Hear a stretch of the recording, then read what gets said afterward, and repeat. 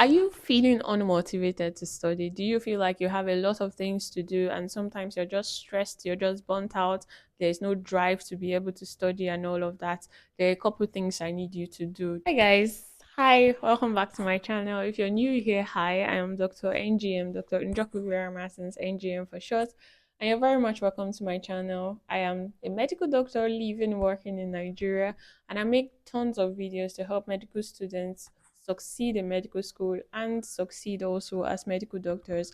I'm currently doing a series titled 52 Weeks of Housemanship, and this is week 31 of 52 Weeks of Housemanship. We're freaking almost done with housemanship, and I can't be more excited. Actually, we've come a very long way. But before I became a medical doctor, I was a medical student. And trust me, some challenges you face now, I also faced them when I was a medical student. But at the end of the day, I was able to graduate with a distinction in pediatrics. And trust me, it wasn't an easy one. Do well to check out my videos too. I've made a ton of videos to help you succeed in medical school. Share them to other medical students that you think would be of great need of them. And do well to subscribe. Yes, I've said it again. Subscribe. And if you have questions, do well to share them on the comment sections. I'm going to answer your questions as quickly as I get them. So in this video, I'm going to be sharing with you the things you need to do if you want to stay motivated to study. Now, most students face this difficulty. They are too burnt out to study, they are too stressed to study, they're faced with a lot of things to do. Sometimes they can't be able to even manage their time properly, and because of that, they don't have the drive, they don't have the fuel to even study. So I'm going to tell you a couple things to do if you want to stay motivated. First thing I need you to do is to uproot yourself from any distracting environments. Those environments are not worth your time. They are not worth your time. I know they can be very comfortable at this point. You can feel very comfortable where you are currently, but then if you need to grow, if you need to study, if you need to get motivated to study, you need to isolate yourself from those people. It can be people, it can be places, whatever it is. Identify it and remove yourself from those environments. Yes, you've removed yourself from the distracting environment. Now, where do you go? Implant yourself in an environment that's filled with people that study. I know you may not be a discussion group person or you don't like discussing with people, but then sometimes just visit people's discussion groups. Your friend has a discussion group and they are going to be discussing this Saturday. You can just decide to go there and check out what exactly they do. You can just decide to go there and stay for 30 minutes. You're not talking, you're just listening. You're listening to what is being discussed, you're listening to how it's being discussed. That alone can be able to motivate you to want to study.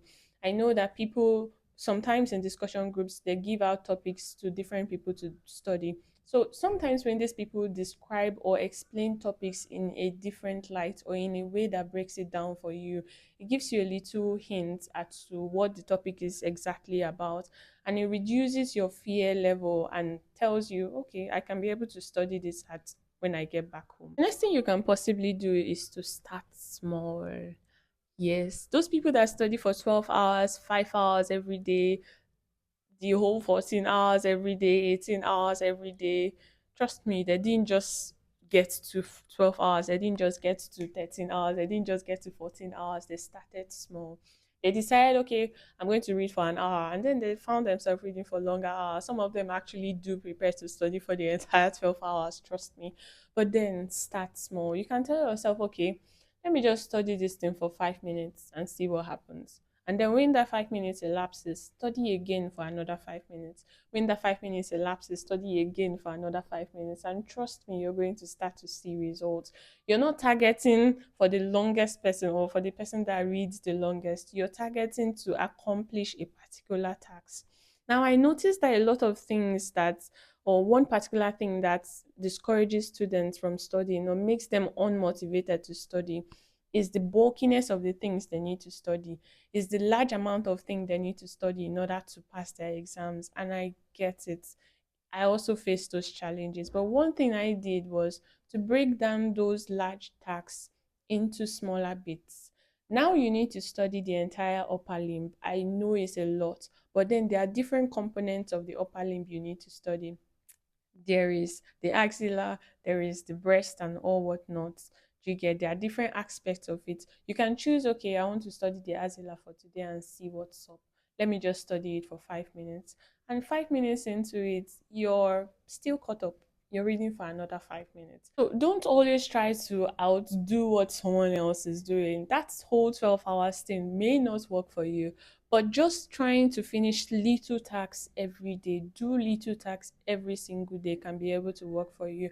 And I know there are 365 days in 1 year, but it's still 1 year. And I still get to leave it one day at a time. I wake up this particular day and I study for 1 hour. The next day, I study for another 1 hour. It may not seem as a lot, it may not seem like I'm doing a lot, but then trust me, you're actually doing a lot. You're actually building bricks and then building momentum for the next couple days. Another thing that really helped me to stay motivated in school was past questions. Those things can be true motivators. Sometimes I just carry a particular past questions and I decide to answer them and see how far or how well I know a particular topic. And to my greatest surprise, I don't actually know those things. Like sometimes past questions exposes your ignorance. It exposes what you don't know. It exposes you to things you think you knew but you don't know exactly. Read those past questions, try to answer them and answer them in an exam format. Don't answer them like somebody that is literally just glossing over it. And when you discover the topic you don't know so well in, tell yourself you're going to use another 30 minutes to read through that topic and see what happens. Past questions for medical students is usually maybe towards the beginning of examinations or when they feel like they haven't done so much. But trust me, past questions can be a huge motivator.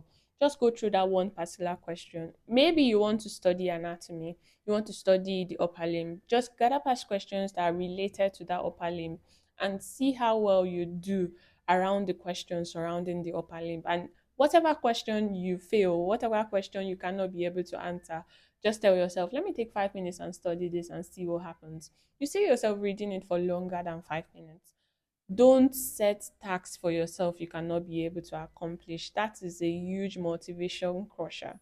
Don't set unrealistic tasks for yourself. Now, for instance, you want to be able to study for, let me say, 5 hours or so, and then the only thing you've been able to, or the only amount of hours you've been able to study at a stretch has just been 2 hours.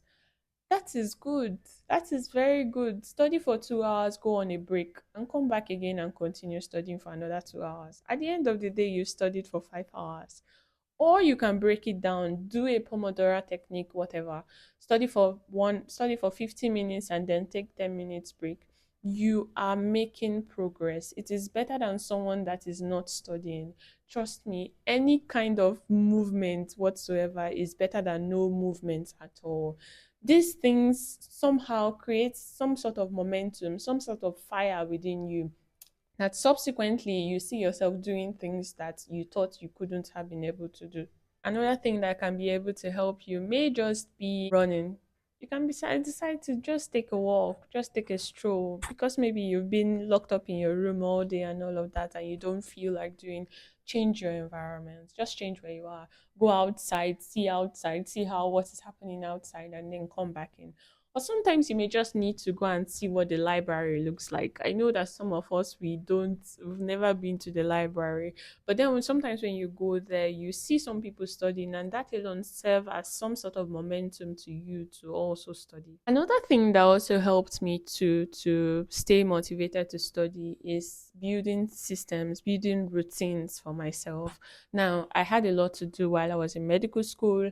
I had a lot of places to be and all of that. But then whenever I wake up in the morning, I try to study for like 2 hours, 3 hours before I'm able to start preparing for school.